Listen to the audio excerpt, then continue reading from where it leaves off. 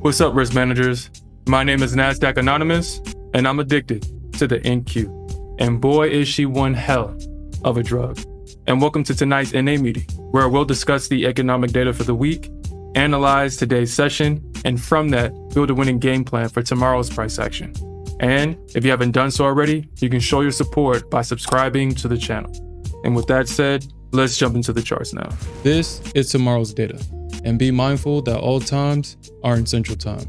And we have a big block of news scheduled for tomorrow, so let's jump into it. At 7:30, we have PPI for the month of September. At 9 o'clock, we have the Michigan Consumer Sentiment Index and the 5-year consumer inflation expectation for the month of October. And finally, at 12:10 and 2:30, we have Fed Bauman speaking, and we have some CFTC data being released. And now that we know what to expect, let's jump into the charts and create a game plan for tomorrow's price action. This is the block of price action that we traded during today's stream, and today was definitely a trend day. And as I analyze the charts, I see about 3 clues that's going to be essential for helping us find the best trades going into tomorrow's stream. So let's jump into it.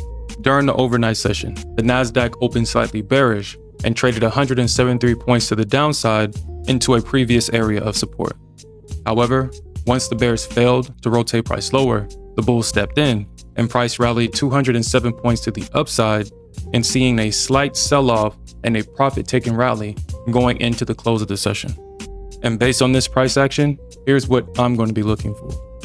So today was just an exciting day for those addicted to the thrills of the NQ. And today we got the highly anticipated CPI release, and it came in harder than expected and moved further away from the Fed's 2% goal.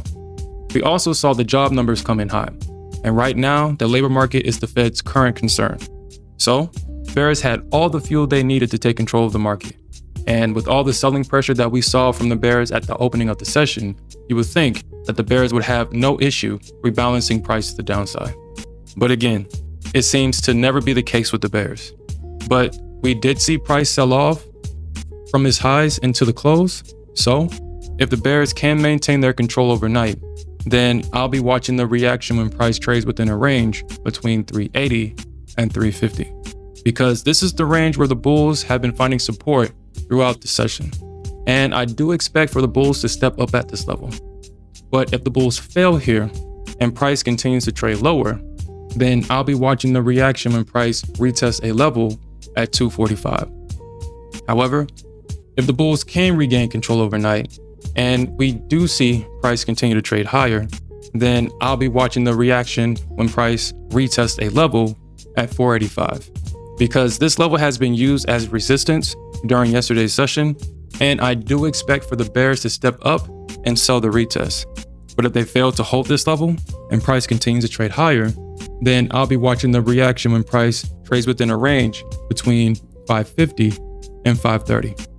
But the price action overnight will definitely be essential for our bias going into tomorrow's stream.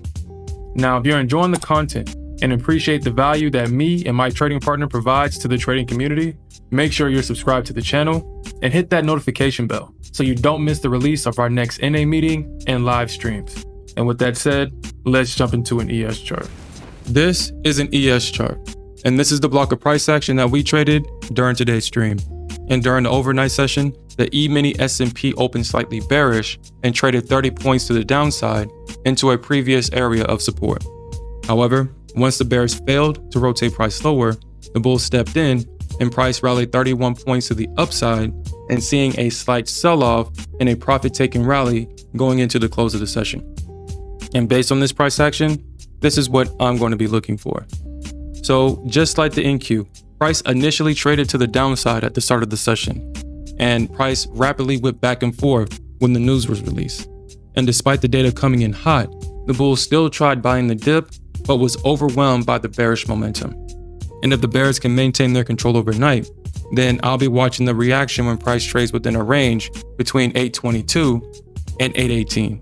Because this is the range where the bulls found support and price broke up out to the upside. And I do expect for the bulls to step up at this area and buy the retest. But if the bulls fail here and price continues to trade lower, then I'll be watching the reaction when price trades within a range between 811 and 806.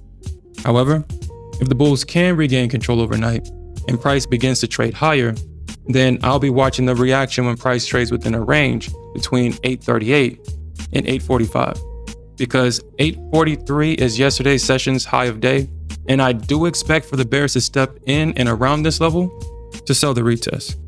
But we do have more inflationary data coming out tomorrow, the PPI report, and we could see another reaction after it's released. But I'll be monitoring both markets overnight to identify the best trades as we go into tomorrow's stream. And in summary, both markets started off the session slightly bearish, seeing price trade to the downside. Both markets had a massive rally that was fueled by the bears buy stops. And finally, both markets had an end of day rally, but bears may still be in control of this market. And that's all I have for tonight, risk managers. And you can watch us trade these concepts live by clicking this video. We'll see you there.